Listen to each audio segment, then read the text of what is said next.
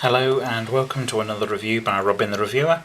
In this review I'm going to be doing an unboxing but also take you through some of the operation and functionality of the BEVA laser distance meter. So as you can see from the box, this is the 40 meter version. It's available in 40, 60, 80 and 100 meter. Obviously as the distance increases the accuracy will drop slightly, so buy the best version for the type of measuring that you're going to be doing. If it's going to be mostly internal kind of DIY stuff, then I would recommend that the 40 meter is adequate and keeps the cost down and the accuracy up. So let's do a quick overview of what you get. So in the box we have the laser distance meter. See, a handy little unit. Has this rubber that runs around the perimeter. We've got the laser and optics on the end. Got a reasonable size clear display. You'll see that when we put the batteries in and turn it on. And nicely laid out function buttons. So the measuring button is the main, easy to get to trigger button there. Sits nicely in the hand, easy access. And then you've got different functions. You've got whether you've got the speaker on or off, but I will take you through all the buttons later. On the back you've got the access for the batteries. If we just unhook that, you see it takes two AAA batteries. They are provided, and we'll have a look at the other items in the box in a moment. And an important note really is that this is not a toy. And if you read the notice on the back, that this is a class 2 laser product, so you should never point this at somebody. This is a tool for measuring and should be used as such. Also on here we've got these two holes here so that we can thread on the wrist strap, and on the back as well we've got this slot at the bottom, and you notice it says on the base push. This is so that we can attach the included belt clip, so you can pop it on your belt if you're going to be using it regularly for a job. So that's the main unit. Also in the box we have provided two AAA batteries sealed. We've got that belt clip. I shall pop that on later to show you how that fits. We've also got a handy pouch which has this Velcro release on the back, so you've got a belt loop that you don't need to undo your belt in order to thread it on. You can pop it on afterwards, and Velcro top and plenty of comfortable space for the distance meter to fit in there. We've also got, as I mentioned before, the wrist strap, so this bit gets threaded through the hole on the side there. And last but not least, the all-important instruction manual. I'll just quickly go through the pages in there so you'll just see just how much detail that is. It takes you through everything you need to know. It's in 3 languages, but we've got English first. So you've got the overview, information about the buttons, information about everything that can appear on the LCD display, how to set it up and use it initially, various things about the different buttons and functions, max-min operation, how to measure volume and height indirectly, how to add and subtract values, how to look at the 20 position memory, and also some troubleshooting and full specification. We've also got the information on how to fit that belt clip.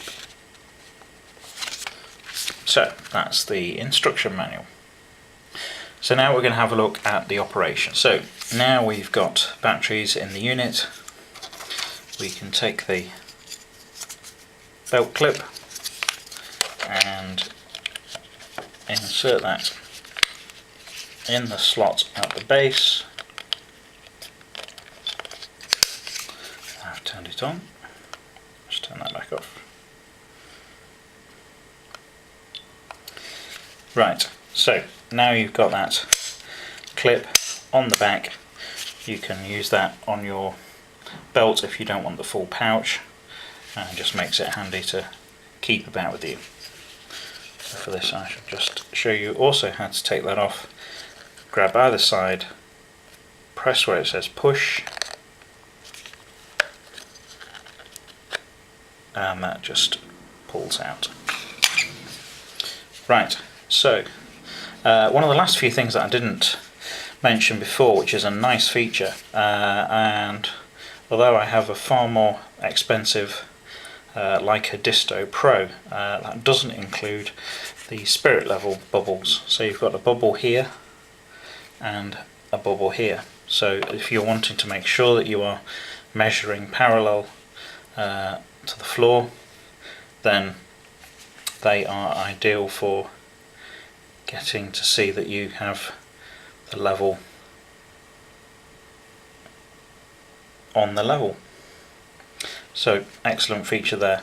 So in order to make sure that you don't accidentally turn this on, just taps on the power button will not turn it on. You need to press and hold the power button, and then you can see the display light up. Also, it will immediately light up the aiming laser. So this is what you will point at your object in the distance, and when you then press the main button, it will take that measure and display the value at the bottom. If you then use it again, so we press the button to light the laser up again, so we can see where we're aiming at, point it at a distant object, press the button again. Now our first value has moved up and our new value is below it. So if we repeat that process, there we've got a third value.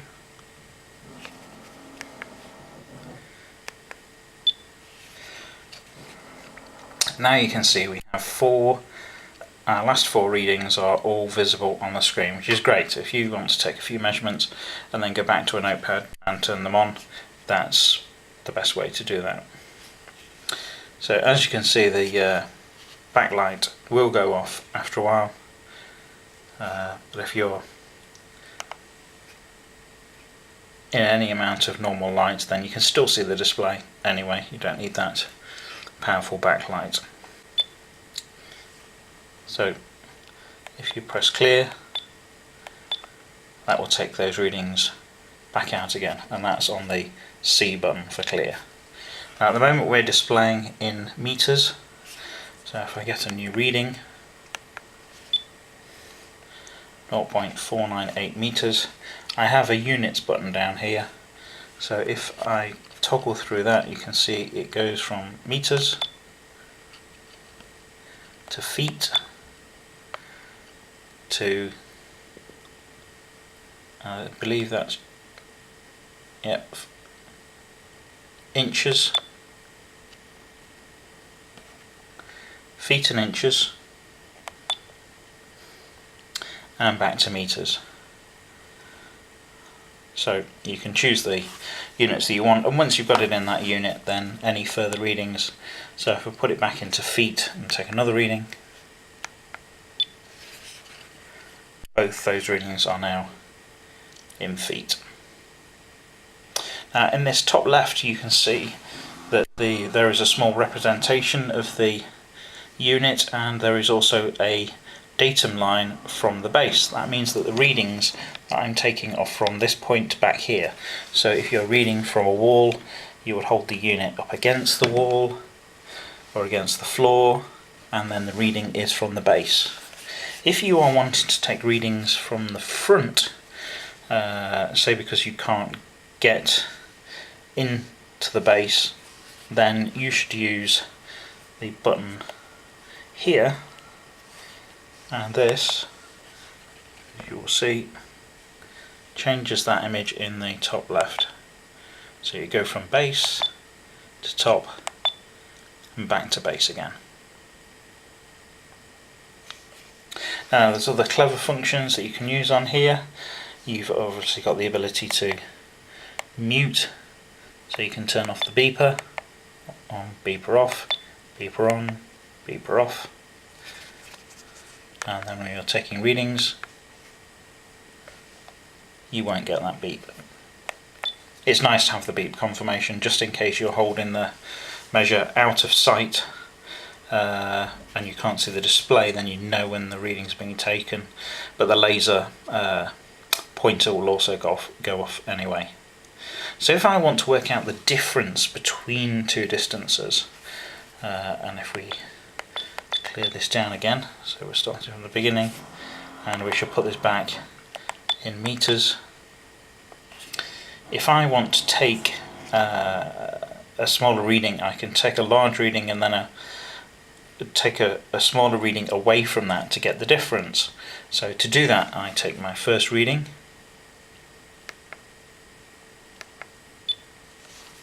and we can see that's 0.51 on there. If I do it a minus and take a second reading, so you can see, sorry, I did a plus there, my mistake. I did a 0.51, I added then the 0.418 and I got 0.928. If I go back and do what I said to start with and take the larger reading, 0.487 this time, and I do the minus, you can see that symbol's changed to the minus just there, and take the second reading. Now I've got 0.487 minus 0.465 is 0.022. So very good for taking differential readings and getting other readings out of that. And you can also, given that you can see the last 4 readings on screen, you can also then scroll back through readings with the memory function. So this will take you through the last 20 readings, and that's helpful if you are going to take a quick note of the readings that you've taken in the sequence that you've taken them, then you can always go back with a notebook and write in the measurements afterwards because you've done them in sequence. So that's very handy feature as well. So the remaining features to look at really are these application features, and these are where you start to be able to measure area and volume and heights indirectly. So we shall come back in a moment and have a look at those. Now we're going to have a look at the application functions. So if we press the application button, just firstly to scroll through and explain what the different ones are. This is the area function. So this takes 2 readings and then will give you the both the area and the perimeter. This function is the volume, so we will take 3 readings, height, width and length, and that will give us then the volume. This function gives us the height of an item indirectly by taking 2 readings, one horizontally to the base and one upwards to the top, and then finally we've got the Pythagorean height measurement indirectly using 3 readings, so one up to the top of the item, one horizontally to the middle and then one down to the base. And that will then give us the height of the item that we're faced. So if we go back to the area and we take a length and a width, you can see our length was 0.52, our width was 0.325. That has given us a perimeter of 1.69 meters and an area of 0.169 square meters. So very handy functions, and will save a lot of time for quick estimation of room sizes and areas. So yes, very handy function. And if we have a look at the indirect by 2 points, we shall first take a measurement to the top and then a horizontal measurement to the base, and diagonally to the top is 0.566 meters, straight across to the base is 0.509 meters. That therefore means that the object that we're looking at is 0.248 meters tall.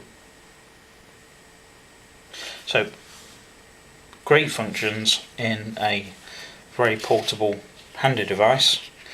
There is one other function that I've not looked at yet, and that is actually the middle button here. It's the max-min function. So if we enable the max-min function, you can now hear it constantly beeping because it's constantly taking readings. So from the moment you press that button, it starts to gather the minimum distance that it sees, the maximum distance that it sees, and the bottom reading is the current reading that it's seen. So at the moment we are looking at the maximum value it has seen.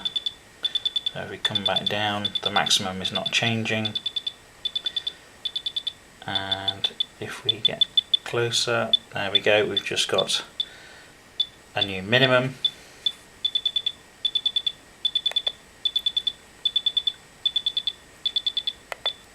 So we can then press the clear button to stop that reading. But that is handy if you are trying to read to the furthest possible point. Then you can use that function and it will tell you the shortest distance it reads, the furthest distance it reads, and the third would be the last reading that it took. So in summary, the BEVA laser distance meter is an excellent product. It has great features, including these spirit levels on both axes. The 20 reading history recall is an excellent facility. So is the addition and subtraction, saves you having to write stuff down and make typos and errors off the device. You can do it all on the device. The applications to be able to calculate both area and volume, get the perimeter, and also measure indirectly, compare with devices many times the cost of this little unit.